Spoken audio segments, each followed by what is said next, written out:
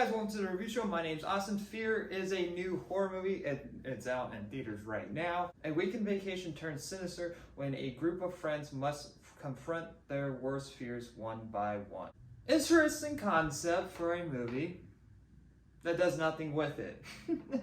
Literally, okay, so this movie takes, this takes an idea of, fear is a concept and it's not real, and so you have to, and it's like, it's not something that you should be, I guess, afraid of in that way. And so, in that aspect, that's, I guess, an interesting concept to do, and the way that they do it, it's like, okay, that's interesting, that you could do something with that.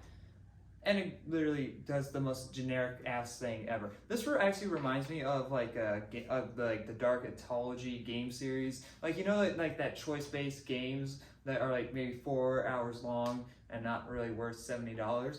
Like those games. I have like a whole entire playlist on my gaming channel. I'll put a link down below for that. I played it with one of my friends, and so. And it felt like that. It felt like the concept of that, but done even worse somehow. You know when the movie is bad, when all their characters are together for the first time, one by one, tell their fears to the audience, because it's like they thought it was clever when a character asks, it's like, hey, you know what? After just telling this scary story, what is one of your fears? Like what's the most scariest fears that you guys have? It's like, the movie thinks it's so fucking clever by doing it that way. Instead of because it takes away the suspense when you literally just one by one tell the camera, yeah, this is such and such my fear, being claustrophobic or blood. And it's like, why not just show that? Why not have something in the movie show that instead of taking 10 minutes of your movie when it's only 90 minutes to show their fears. Like they slowly see something happens, and it's like, okay, all right, so you have fear of that. That's going to come back and play later on. Cool. At least it adds some suspense to it. Literally, I don't know why this was a thing at the beginning of the movie, but at the beginning of the movie, our main character, who I don't know her name, I don't care, but she's with watered down Brendan Fraser. Don't know the actor of that name to him either. It's like Joseph Skora. Don't know. She has some like PTSD of some kind that doesn't really come into play at all. When he suddenly gets out of the car to just get a blindfold, doesn't make any sense why you had to stop the car and get out of the car to get a blindfold in the back when you could probably just reach over and grab it like here, or put it next to you instead of getting out of the car just to grab a small blindfold. But okay, and so but the only reason why that is there, so he gets out of the car. And then he leaves the car door open, and you hear the beeping sound of it, and it's like, and suddenly she has this like panic, asthma attack, and then she's like, oh, I need my inhaler.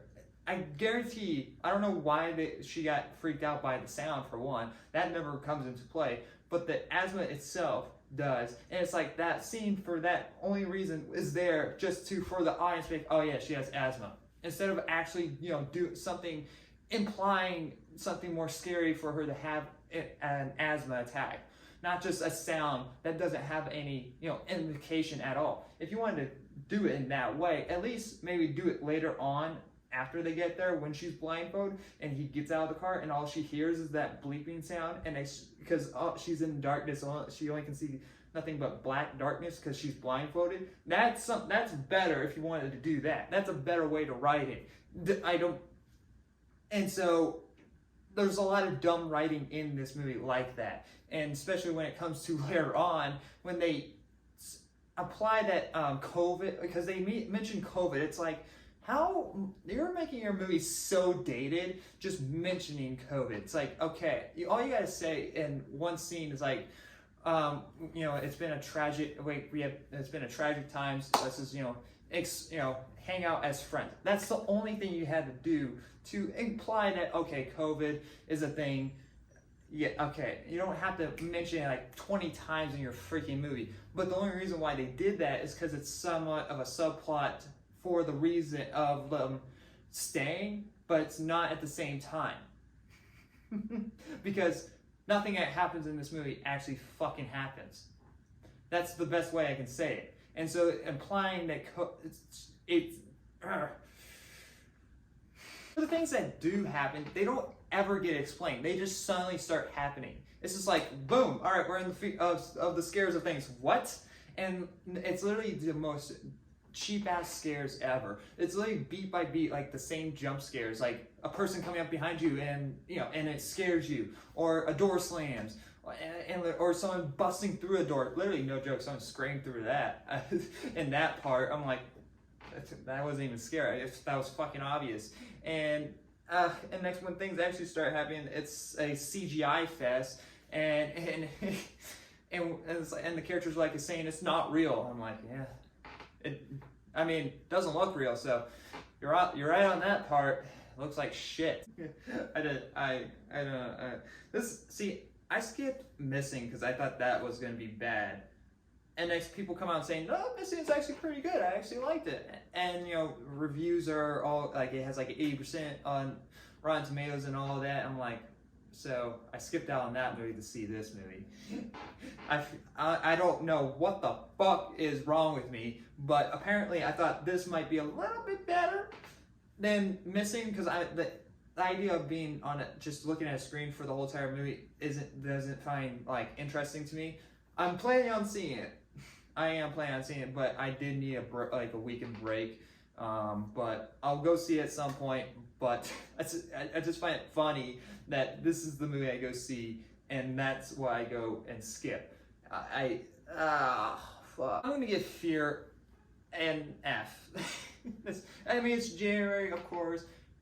I gave out, this is like my third F of the year. Oh, but it's pretty bad. I mean, it deserves it. It goes with the title, of course. But there's literally just nothing good about this movie. The acting is not even that good either. You can point out one actor that maybe is kind of good. I forget his name too. Let me pull it. It's King Batch. That's his name. He's kind of he's kind of funny in the movie, but it's just like he doesn't really fit. He's like the one that stands out, but not good enough to, you know, give it a higher grade. So good for him, I guess, but no, don't go see it. It's pretty bad. Go see Infinity Pool, I guess. I have a review going out for that.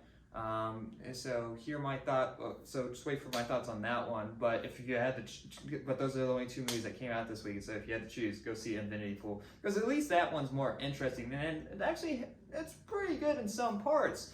I have some thoughts on that, but wait for that. Like I said, wait for the review. But anyway, thanks guys for watching. Like always, I'll see you guys next review. Bye, guys.